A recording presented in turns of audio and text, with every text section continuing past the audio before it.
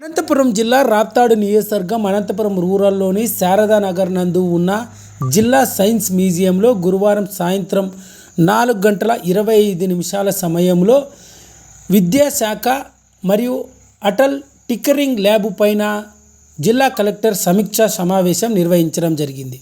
ఈ సందర్భంగా అనంతపురం జిల్లా కలెక్టర్ డాక్టర్ వినోద్ కుమార్ మాట్లాడుతూ భారత ప్రభుత్వం అటల్ టింకరింగ్ ల్యాబ్ ఏర్పాటు చేయడం జరిగిందని, జిల్లాలో 21 ల్యాబులను మంజూరు చేయగా అందులో 19 ల్యాబులు ప్రస్తుతం పనిచేయడం జరుగుతుందని, వాటిలో 18 ప్రభుత్వ పాఠశాలలను 1 ప్రైవేటు పాఠశాలలను ల్యాబులు నిర్వహిస్తున్నామని, నిబంధనల ప్రకారం ఆయా పాఠశాలలో అటల్ టింకరింగ్ ల్యాబ్ నోడుల అధికారులకు వర్క్షాప్ నిర్వహించాలన్నారు.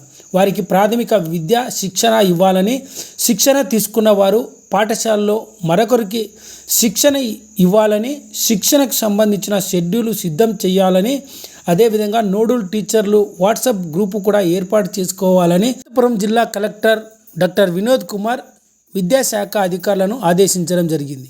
ఈ సమావేశంలో DEO Prasad Babu, science officer Balamuralikrishna, DPO Nagaraju, ఆయా కళాశాలలకు సంబంధించిన హెడ్ మాస్టర్లు, ప్రిన్సిపల్లు పాల్గొన్నారు.